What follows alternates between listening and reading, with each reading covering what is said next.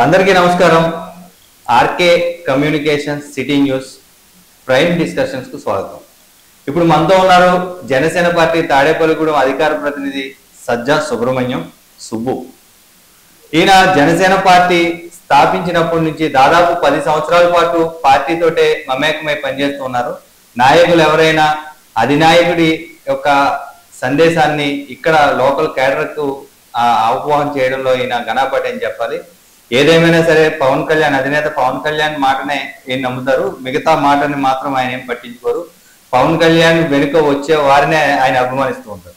అయితే ఈ రోజు జరుగుతున్న పరిణామాల్లో భాగంగా తాడేపల్లిగూడెం నియోజకవర్గంలో జనసేన పార్టీకి కేక్ వాక్ అనుకున్న ఈ జనసేన పార్టీ కేక్ వాక్ అనుకున్న నియోజకవర్గాన్ని కూడా ఇప్పటి వరకు జనసేన ఖాతాకు ప్రకటించిన సందర్భం. మళ్ళీ బీజేపీకి తాడేపల్లిగూడెం సీట్ ఇస్తారంటూ కొన్ని ఊహాగానాలు వస్తున్న వేళలో సుబ్బు గారిని అడిగి మరిన్ని విశేషాలు తెలుసుకునే ప్రయత్నం చేద్దాం. నమస్కారం సుబ్బు గారు. నమస్కారం. జనసేన పార్టీ పుట్టినప్పటి నుంచి ఇంచుమించు 10 ఏళ్ల ప్రయాణం మీది జనసేన పార్టీ. అవును.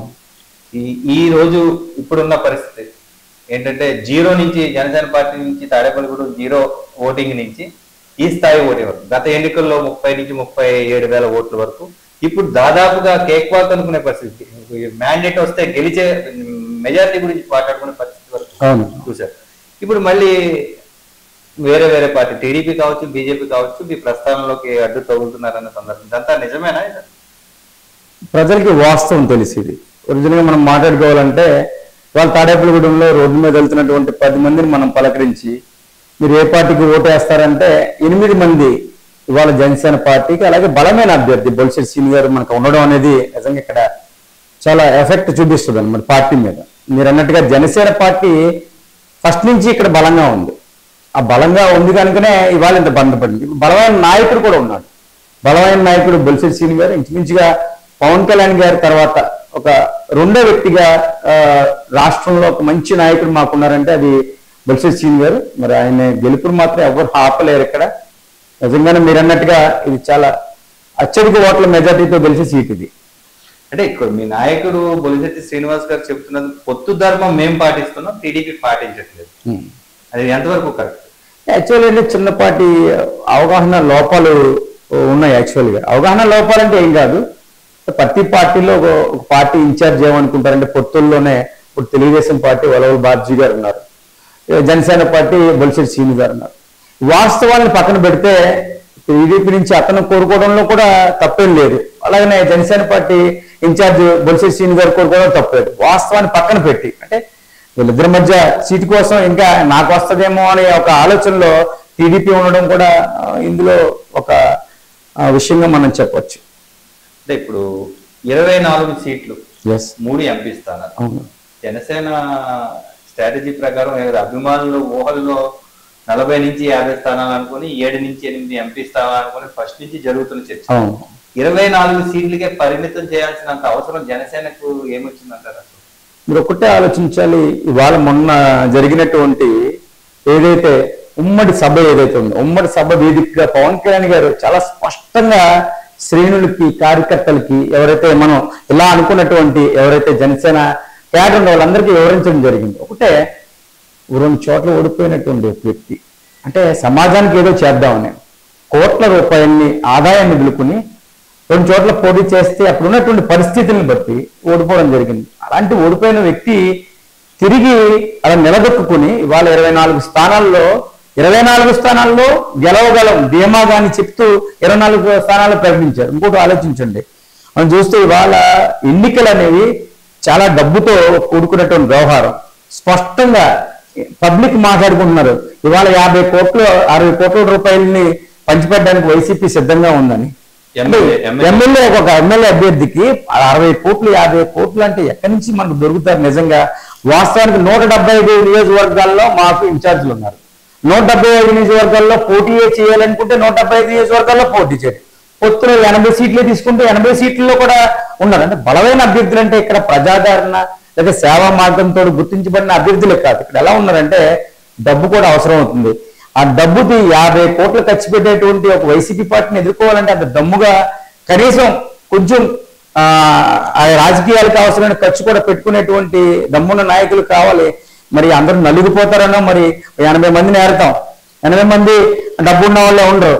వీళ్ళంతా రాజకీయాల్లోకి తీసుకొచ్చిన తర్వాత పవన్ కళ్యాణ్ మమ్మల్ని నాశనం చేశాడంటారు. వీళ్ళే మళ్ళీ అదొక భయం ఎన్నికలైన తర్వాత. కాబట్టి ఆయన ఎవరైతే ఎన్నికల్లో కొంచెం స్పీడ్గా వెళ్ళి రాజకీయంగా వాళ్ళు ఎదుర్కోగలరో వాళ్ళకే మాత్రం టికెట్లు ఇవ్వడానికి ముందుకు వచ్చారు. వాళ్ళందరినీ సంసిద్ధం ముందుగా ప్లాన్ చేసుకునే 24 సీట్లు 24 నగ్గుతారు ఖచ్చితంగా. 24 నగ్గడానికి అవకాశం ఉన్న సీట్లు, అలాంటి సీట్లు మాత్రం ఆయన ప్రకటించడం. అంటే ప్రకటించిన 5 స్థానాలు, మిగతా 19 స్థానాల్లో తాడేపల్లిగూడు ఖచ్చితంగా ఉండే అవకాశం ఉందండి. యాక్చువల్లీ మేము నిజంగా ఆశించింది ఏంటంటే ఈ 5 స్థానాల్లోనూ 1, 2 స్థానంలోనే మాది ప్రకటిస్తారు ఖచ్చితంగా అని అనుకున్నాం. అయితే 5 ప్రకటించకపోవడం మరి ఏంటో నాకు తెలియదు, కానీ ఈ 1, 2 దాంట్లోనే మాది ప్రకటించాలి యాక్చువల్గా. అంటే అంత బలమైంది. స్పష్టత లేని రాజకీయానికి ఇది ఒక ఉదాహరణ నేనంటాను. ఎందుకంటే అధినాయకుడే తన స్థానాన్ని ప్రకటించుకోలేని పరిస్థితి కదా. ఇవాళ మీరు చూడండి ఒకసారి, అధినాయకుడు దేవరం టికెట్ అని అనుకున్నాం, ఇవాళ పిఠాపురం అని న్యూస్లో వస్తున్నాయి. మనం అంటే ప్రజలు ఎలా అనుకున్నారో ఆయన మనం ఊహించేసుకుంటే కాదు. ఇప్పుడు నేను చిన్నస్థాయి కార్యకర్తని, ఒకవేళ ఒక పార్టీ నాయకుడిని, నేను పవన్ కళ్యాణ్ని ఎక్కడి నుంచి పోటీ చేయాలని నేను డిసైడ్ చేయడం ఏంటి, వైసీపీ వాళ్ళు డిసైడ్ చేయడం ఏంటి? వీళ్ళు ఊహించేసుకుని ఇవాళ సీటు ప్రకటించేస్తారు. ఆయన ముహూర్తం పెట్టుకుని ఉండొచ్చు, టీడీపీ వాళ్ళు ఒక ముహూర్తం పెట్టుకుని ఉండొచ్చు, ఆయన ముహూర్తానికి కుదరకపోయి ఉండొచ్చు. సరే 24 సీట్లు ప్రకటించుకుని ఒక 5 సీట్లు ప్రకటిద్దామని ఒక 5 సీట్లు ప్రకటించారు. పవన్ కళ్యాణ్ గారు ప్రకటించేది ముహూర్తం ఏదైనా ఉండొచ్చు అని నా అభిప్రాయం. అంతేగాని ఖచ్చితంగా ఆయన నిర్ణయం చేసుకున్నారు ఎక్కడ అనేది ఒక అవగాహన ఆయనకు ఉంది. అంటే పొత్తు ధర్మం అని మనం అనుకున్నాం. మీరు ఏదైతే ఉమ్మడి సభ ఉందో, ఉమ్మడి సభకి గాజు గ్లాసు గుర్తుకు ఓటేయండి, శ్రీనందని గెలిపించండి అని ఒక బ్యానర్ తోటి మీరు ముందుకెళ్ళారు. ఓకే, సీట్ ఎలా డిసైడ్ చేయకుండా మీరు ఎలా ఈ బ్యానర్ వేయిస్తారు? సీట్ ఇక్కడ నిజంగా చెప్పాలంటే ఇది జనసేన క్యాటర్ డిసైడ్ చేసిందో, టీడీపీ క్యాటర్ డిసైడ్ చేసిందో, లేకపోతే బీజేపీ వాళ్ళు చెప్పిందో కాదు. ప్రజల సీట్ ఇది. ప్రజలు అంటే ఎన్నికలు అవ్వకుండానే ఒక నియోజకవర్గంలో ఒక వ్యక్తిని ఎమ్మెల్యేగా ఊహించుకున్నటువంటి సీట్ ఇది. మనం డిసైడ్ చేసింది కాదు. నిజంగానే అంత ఎందుకు అంత ఇది వచ్చిందంట? ఈయన సేవా కార్యక్రమాల్లో కూడా బాగా చేశారు. ఇప్పుడు అధికార పక్షం కూడా వాళ్ళ మేనిఫెస్టో వాళ్ళు 98% మేము చేసాం, అవుట్ ఆఫ్ 175 అయిన వాళ్ళు కూడా వెళ్తున్నారు కదా. అంత ధైర్యంగా ఎలా చెప్పగలరు మీరు? అప్పుడు 37,000 ఓట్ల నుంచి 70,000 ఓట్లకు వెళ్ళే స్థాయికి జనసేన పార్టీ బలపడిందా? ఖచ్చితంగా బలపడింది. జనసేన పార్టీ బలపడింది. దాంతోపాటు ఎంతో కొంత పొత్తు ఎఫెక్ట్ ఉంటుంది, అది కూడా లేదు మన అన్నాను. అలానే బాగా వీక్ అయిపోయింది వైసీపీ పార్టీ. ఏ విషయంలో? ఇవాళ మనం చూస్తే నిజంగా దరిద్రాన్ని అనుభవిస్తున్న ప్రజలను మనం చూస్తున్నాం. ఇవాళ డబ్బు రాష్ట్రం మొత్తం ఇది తాడేపల్లిగూడానికి తాడేపల్లిగూడలో రోడ్లు లేవు. ఇంకోటి విషయం, తాడేపల్లిగూడలే కాదు రాష్ట్రం మొత్తం రోడ్లు లేవు. ఎక్కడ రహదారులు ఇవాళ చూస్తే చూస్తే 5 సంవత్సరాల క్రితం ఎలా ఉన్నాయి రోడ్లు, అందుకని అధ్వానంగా ఉన్న రోడ్లు మనం చూసాం. చాలా ఎక్కడ పడితే అక్కడ గొడుగులు పడిపోయి ఎవరన్నా కనీసం బండి మీద ఫ్యామిలీ వెళ్తే ఒక్కటే ఓట్లు ఎక్కడ మ్యానిపులేట్ చేస్తాను. సరే, ఇప్పుడు మనం ఇంటింటికి ఖాతాలోకి తెల్లవారుజామున డబ్బులు వెళ్ళే పరిస్థితుల్లో రోడ్ల మీద గతుకులు ఓట్లను ఎంతవరకు ప్రభావితం? రోడ్ల మీద గతుకులు కాదు, బతుకులు కూడా చిల్లులు పడిపోయినటువంటి జీవితాలు కూడా ఉన్నాయి దీంట్లో.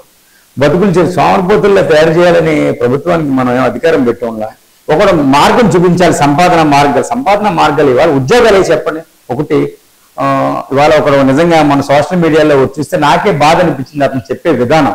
3 పిల్లలు ఉన్నారండి. ఒక అమ్మాయి నాకు డిగ్రీ పూర్తయింది, ఒక అమ్మాయికి ఇంజనీరింగ్ పూర్తయింది, ఇంకొక అమ్మాయి చదువుతుంది, మొత్తం మీద పీజీ చేసింది. వీళ్ళందరికీ కూడా వాలంటీర్ జాబ్లు వచ్చినాయని మనం ఆలోచించాం ఒకసారి. అంటే అది సోషల్ మీడియాలో కావాలని చేసింది కావచ్చు. ఎందుకంటే కావాలని కాదు, ఒక ఇంటి నుండి 3 వాలంటీర్ పోస్టులు కావాలని కాదు. ఇవాళ జాబ్ క్యాలెండర్ విడుదల చేస్తున్నటువంటి ఈ ప్రభుత్వం ఇప్పటి వరకు ఎన్ని జాబ్ క్యాలెండర్ విడుదల చేసింది? ఎంతమందికి జాబ్ ఇచ్చింది? నిరుద్యోగులకి 5,000 రూపాయలు ఎవరికి పోషణ సరిపోతుంది? వాళ్ళు వాలంటీర్లే ఉద్యోగాలనే జాబులుగా లెక్కేసుకుంటాం అంటే అది చాలా నీచం. అసలు 5,000 రూపాయలకి ఏమొస్తున్నాయండి? వాళ్ళ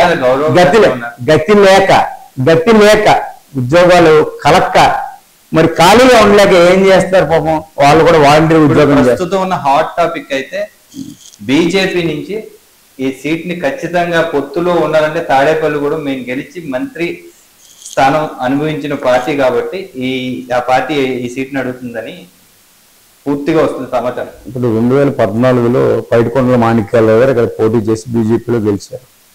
అవును, అప్పుడున్న రాజకీయ పరిస్థితులు వేరు. అప్పుడు జనసేన పార్టీ లేదు. జనసేన జనసేన పార్టీ సపోర్ట్ చేయడం వల్ల, సపోర్ట్ భారీగా ఇక్కడ ఓట్ షేరింగ్ జరగడం వల్ల జనసేనకు అనుకూలంగా ఉన్న ఓటర్స్ అందరూ కూడా అప్పుడు ఓన్ చేసుకుని బీజేపీ పార్టీకి ఓటు వేయడం వల్ల అప్పుడు పైడికొండల మాణిక్యాలరావు గారు గెలిచారు. అది వాస్తవమే. అంతేగాని ఇక్కడ అంత బలంగా అంటే ఇప్పుడున్న జనసేన పార్టీ కంటే బలంగా ఉందంటే అది నిజంగా నవ్వొస్తున్నట్టు వ్యవహారం. బలం బలహీనత అయితే 2019లో ఇండివిజువల్ గా వెళ్ళిన బీజేపీ పార్టీ అదే పైడికొండల మాణిక్యాలరావు గారి వియ్యంకుడు గట్టి మాణిక్యాలరావు పోటీ చేస్తే ఇక్కడ వచ్చిన ఓట్లు 2000 నోటా కంటే తక్కువ. అవును, చాలా స్పష్టంగా. అది కూడా ఇంకోటి ఏంటంటే అది ఇప్పుడు బీజేపీ అడగడం అత్యాసనంటారో టికెట్ అసలు అసలు మనకి నవ్వొచ్చే వ్యవహారం. అసలు అంటే మనం అనకూడదు, ఒకవేళ పొత్తులో వాళ్ళతో పాటు జర్నీ చేయాలి, ఇది పూర్తిగా మాట్లాడకూడదు. కానీ బీజేపీ వాళ్ళు కూడా తెలుసు ఇక్కడ ఉన్న క్యాడర్కి ఇది అడగడం కూడా సమంజసం కాదని వాళ్ళకి తెలుసు. కానీ అడగడం ఒక వంతుగా అడగాలేమో అని వెళ్ళడం తప్ప ఇక్కడ చిన్న ప్రచారం ప్రారంభించారు బీజేపీకి టికెట్. ఏముందని బీజేపీకి టికెట్ పోనీ ఎలా బతికించారు పార్టీని? పోనీ మాణిక్యాలరావు గారు అక్కడ మంత్రిగా చేశారు. మంత్రిగా చేసిన తర్వాత ద్వితీయ స్థాయి నాయకులు ఎంతమంది వచ్చారు? బీజేపీ అంత బలంగా ఉందా? ఎంత కార్యకర్తలు ఎంతమంది తయారు చేశారు? బీజేపీని తయారు చేయాలి. అప్పుడు మంచిగా మాణిక్యాలరావు గారు మంచిగా పరిపాలించారు, ఓకే. కానీ ఆ పరిపాలనని చూపించి మాకు మళ్ళీ టికెట్ కావాలని ఆశించడం అది అత్యాసని అనుకుంటున్నాను. మాణిక్యాలరావు గారు ఏదైనా ఆయన ఉండుంటే మాత్రం ఖచ్చితంగా, ఆయన జీవించి ఉంటే మాత్రం నేను క్లియర్గా ఒకటి చెప్పగలను, ఆయన కూడా స్వార్థంగా ఆలోచించే వ్యక్తి. నేను చాలా దగ్గర నుంచి చూసిన వ్యక్తిని.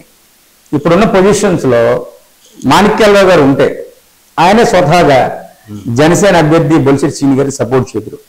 ఆయనే ఎమ్మెల్యే కావాలని కోరుకుంది. ఏం చేస్తారంటే అప్పట్లో అంటే ఆ 2014 ఎన్నికల్లో మాణిక్యాలరావు గారిని గెలిపించడంలో ప్రత్యేకమైన పాత్ర పోషించిన వ్యక్తి బొలిశెట్టి శ్రీని గారు అని జనసేనకు సంబంధించినటువంటి కొంతమంది ముందర నుంచి పనిచేస్తున్నటువంటి వ్యక్తులు.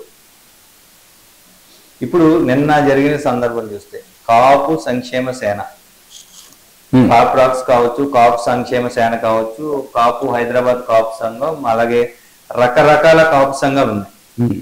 అవన్నీ ఉండగా చేగొండి హరిరామ జోగయ్య గారి ఆధ్వర్యంలో కాపు సంక్షేమ సేన, దీని ముఖ్య ఉద్దేశం పవన్ కళ్యాణ్ ని సీఎం చేయడం. అలాగే అన్ని నియోజకవర్గాల్లో కూడా జనసేనకి ఏదైతే అనుకూలంగా ఉన్న వ్యక్తులనే అధ్యక్షులుగా నియమించడం. సడన్ గా అధ్యక్షుడే వెళ్ళి వైఎస్ఆర్సీపీలో చేరడం ఏంటి ఈ చర్య? మీరు ఒకటి గమనించాలి. మనం ఒక్కసారి నాకు అన్నీ అనిపిస్తున్నాయి, ప్రజారాజ్యంలో ఎలాంటి ట్రిక్స్ వేరే పార్టీలు అవలంబించాయో జనసేన పీక్ లో ఉన్నప్పుడు అవలంబించడానికి ముందస్తుగా ఒక ప్లాన్ జరిగిందేమో అని నాకు అర్థం అవుతుంది. ఇక్కడ సూర్యప్రకాశ లేకపోతే ఇంకో వ్యక్తి కాదు, అలాంటి వ్యక్తులు ఇంకా బయటకు వస్తారు. వాటన్నిటిని తట్టుకుని నిలబడడానికి జనసేన కార్యకర్తలు కేడర్ను ముందస్తుగా ప్రిపేర్గా ఉంది. అప్పుడు మీడియా అనేది ఉంది, టీవీల వరకే పరిమితమైంది. ఇప్పుడు అలా లేదు. సోషల్ మీడియాలో ఎవరైనా ఒక కుయుక్తితో లోపల ఉండి ఏదైనా విషయం చేస్తే దాని యొక్క అంతరార్థాన్ని ఒక 2-3 గంటల్లో రాష్ట్రం మొత్తం కూడా ఇది విషయాన్ని తెలిపేటట్టుగా ఇవాళ సోషల్ మీడియా ఉంది. అందరికీ అర్థమైంది. ఖచ్చితంగా 80 సీట్లు అడిగారు. ఒక్కటే అర్థం చేసుకోండి మీరు. 80 సీట్లు అడుగుతాం, 80 సీట్లు టీడీపీ ఇవ్వదు అని ఒక ఉద్దేశం వాళ్ళకి తెలుసు. ఇవ్వకపోతే ఏమవుతుంది? పెట్టకపోతే పొత్తు విచ్ఛిన్నం అవుతుంది. ఇది సబ్జెక్టు. ఈ పొత్తు విచ్ఛిన్నం చేయడానికి ఒక ఎత్తుగడ ఇది మన ఖచ్చితంగా.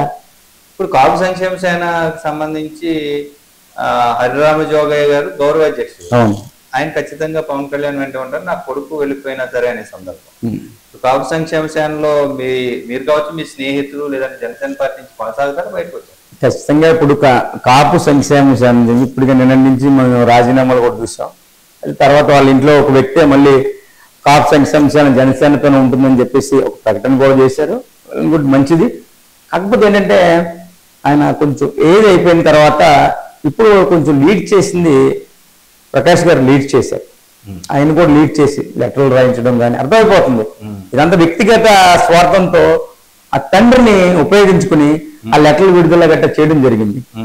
ఇప్పుడు ఆ లెటర్లు విడుదల కేవలం ఈయన స్వార్థం కోసం, వాళ్ళ కొడుకు స్వార్థం కోసమే ఆ లెటర్లు అవన్నీ కూడా బయటికి రావడం జరిగింది. చూద్దాం నిజంగా జనసేనకి ఈ కాప్ సంక్షేమ ఉపయోగపడుతుంది అంటే గుర్తొచ్చింది ముద్రగడ గారు లెటర్లు వ్యవహారం. ముద్రగడ గారు నిన్న కూడా ఒక లెటర్ రాశారు. మీరు ఒకటి గుర్తుపెట్టుకోండి, ముద్రగడ కానివ్వండి, హరిరామ్ జోగే గారు కానివ్వండి, ఇవాళ రాష్ట్రంలో కాపుల పరిస్థితి ఎట్లా ఉందంటే, అంటే ఎంతకు ఆలోచిస్తున్నారంటే, పవన్ కళ్యాణ్ గారిని ఎవరైతే ప్రేమిస్తారో, పవన్ కళ్యాణ్ గారికి ఎవరైతే ఉపయోగకరంగా ఉన్నారో వాళ్ళని నెత్తి మీద పెట్టుకుంటారు. అంటే కాపు నాయకులు ఎవరైతే పద్మనాభం గారు అనుకూలంగా పవన్ కళ్యాణ్ గారికి ఉన్నంతసేపు ఆయన పెద్ద నాయకుడు కాపు కులంలో అందరూ ఏకీభవిస్తారు. లేదు పవన్ కళ్యాణ్ గారికి వ్యతిరేకంగా ఒక్క మాట్లాడిన మరుక్షణం జీరోకి వచ్చేస్తారు. ఇది ఇప్పుడు కాపు నాయకులకు ఉన్న పరిస్థితి. కాబట్టి పవన్ కళ్యాణ్కి సపోర్ట్ చేయని ఏ కుల నాయకుడిని యాక్సెప్ట్ చేయడానికి తాడేపల్లిగూడెమే కాదు, ఈ రాష్ట్రంలో ఉన్నటువంటి ఏ కాపు కుటుంబాలు, ఏ కాపు సమూహాలు లేవని నేను స్పష్టంగా చెప్పగలను. 2 సార్లు నాకు ఉత్తరాలు రాశారు, 2 సార్లు నాకు కబురు పంపారు. ఒకసారి నాదెండ్ల మనోహర్ గారు, బొలిశెట్టి శ్రీనివాస్ గారు వెళ్ళినట్టున్నారు. మొన్న అయితే బొలిశెట్టి శ్రీనివాస్ గారు డైరెక్ట్ గానే వెళ్ళి కలిసి పవన్ కళ్యాణ్ గారు 20-21 తారీఖులో మీ దగ్గరికి వచ్చే అవకాశం ఉందని కూడా చెప్పారు. 2 సార్లు మా ఇంటికి వచ్చి నేను కాఫీ తాగి వెళ్ళమన్నాను, అంతేగాని నేను నాకు పదవి ఇమ్మని అడగలేదు, లేదంటే నా కోరికలు చెప్తాను అనలేదు.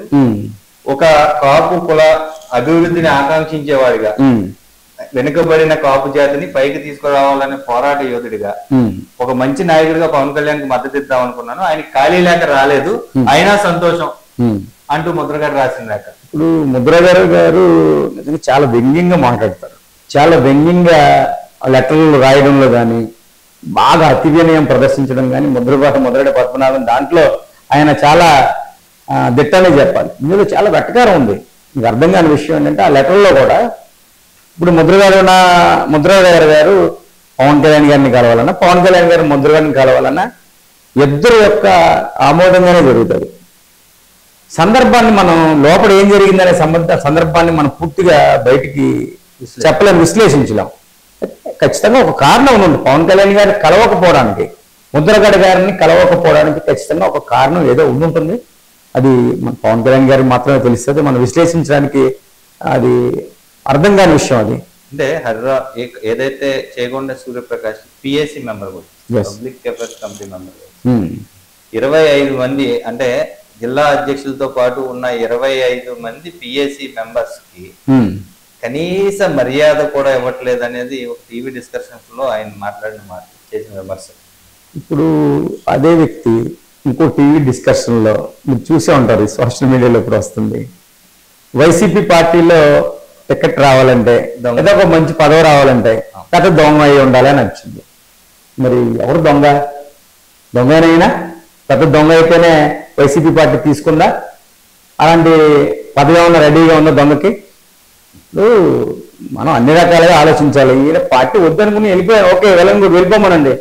అంటే బుర్ర వెళ్ళి ఏదో పవన్ కళ్యాణ్ 4 మాటలు మాట్లాడి ఏదో పదవి ఇస్తారని ఆశపడుతూ వెళ్ళాడు ఆయన. కాబట్టి మాట్లాడతాడు, ఇవన్నీ పట్టించుకోవడం అవసరం లేదు. ఇలాంటి వాళ్ళు ఇంకో 4 బయటకు వచ్చినా మాకేం ప్రాబ్లం లేదు. చాలా బలంగా ఫైనల్ గా తాడేపల్లి గురించి చెప్పండి. తాడేపల్లిగూడెం జనసేన పార్టీకి మ్యాండేట్ వచ్చే 100కి ఎంత శాతం అవకాశం? 100% 100% వస్తుంది. 100%. రాకపోతే తెలుగుదేశం పార్టీకి మీరు సపోర్ట్ చేస్తారా? ఇది పొత్తు అంటే, ఇది పొత్తు అంటే మనం సపోర్ట్ చేయమనే మాట మనం మాట్లాడకూడదు. ఏం చేస్తారంటే 100% వస్తుందని ఎలా కోరుకుంటామో ఇక్కడ విన్నింగ్ అనేది పొత్తులో క్యాండిడేట్ కావాలని కోరుకుంటాం. ఇది నిజమైన విషయం. అంటే క్యాడర్ దీనికి సపోర్ట్ చేస్తారు, యూత్ కానీ. క్యాడర్ అనేది ఇప్పుడు యాక్చువల్ ఏంటంటే మనం మీరు చూడండి ఇక్కడ తాడేపల్లిగూడెంలో మొన్న మీటింగ్ లో చూడొచ్చు, కదిలినప్పుడల్లా వచ్చిన ఆ వ్యూస్ నేను చూసి జనసేన సర్వే ఉంది, జనసేన కూడా సర్వే చేయించుకుంది, టీడీపీ సర్వే, లేదంటే ఇంకొక పార్టీ వైసీపీ సర్వే, రఘురామకృష్ణ, మీరు ఇంచుమించు ఒక 10 సర్వేలు చూడండి. ఏ సర్వే చూసినా బొలిశెట్టి గారికి నవ్వుతారన్న క్యాండిడేట్ కాకుండా ఇంకెవరికి ఇస్తారు? మనం అనుకున్న పొత్తులో వేరే క్యాండిడేట్ అంటే పవన్ కళ్యాణ్ గారు చాలా స్పష్టంగా చెప్పారు, చంద్రబాబు నాయుడు గారు కూడా చాలా స్పష్టంగా చెప్పారు. గెలుపు కనేది ఎవరు ఉంటే వాళ్ళకి ఇప్పుడు చాలా సాక్రిఫైస్ 24 సీట్లు తీసుకోవడానికి కారణం పవన్ కళ్యాణ్ గారు. ఇతర చోట్ల గెలుపు వ్యక్తులకి టీడీపీ గెలుస్తారంటే అక్కడ టీడీపీ వ్యక్తులకి ఇచ్చారు. ఇంకా అవకాశం ఉన్నా సరే మనం ఇంకో 20 టికెట్లు తీసుకునే అవకాశం ఉంది, ఉన్నా సరే ఎందుకు చేశారంటే అక్కడ టీడీపీ క్యాండిడేట్ గెలవడానికి అవకాశం బలంగా ఉన్నారు. అక్కడ బలంగా ఉండే టీడీపీని పెట్టడం వాస్తవం అని చెప్పి పవన్ కళ్యాణ్ గారు ఒప్పుకొని అక్కడ టీడీపీకి అనుకూలంగా ఏం చేయబట్టే కదా అక్కడ సీట్లు వచ్చినాయి. ఇలా కూడా అక్కడ ఇప్పుడు ఇక్కడ ఖచ్చితంగా జనసేన బాగుంది, ఖచ్చితంగా గెలుస్తుంది, అత్యధిక ఓట్ల మెజారిటీ గెలిచే అవకాశం ఉంది. ఇలాంటి చోట కూడా ఇవ్వకుండా ఇంక పొత్తు ఎందుకండి ఇంకా చెప్పండి. అది నేను చెప్పేది పొత్తులో బలంగా ఉన్న సీట్లలో జనసేన బలంగా ఉన్న సీట్లలో ఖచ్చితంగా ఇది. అది జనసేన పార్టీ అధికార ప్రతినిధి సజ్జా సుబ్రహ్మణ్యం గారు చెబుతున్నమాట. 100% జనసేన పార్టీకి ఇక్కడ టికెట్ లభిస్తుంది, అత్యధిక మెజారిటీ తోటే ఇక్కడ బొలిశెట్టి శ్రీనివాస్ విజయం తథ్యమని కూడా చెబుతున్నమాట. ఏదైతే ఇప్పటి వరకు సాక్రిఫైస్ చేశామో ఇక మీదట ఆ 24 సీట్లు ఖచ్చితంగా గెలిచే స్థానాలు, అందులో తాడేపల్లిగూడెం మొదటి సీట్ అని కూడా ఆయన చెప్తున్నమాట.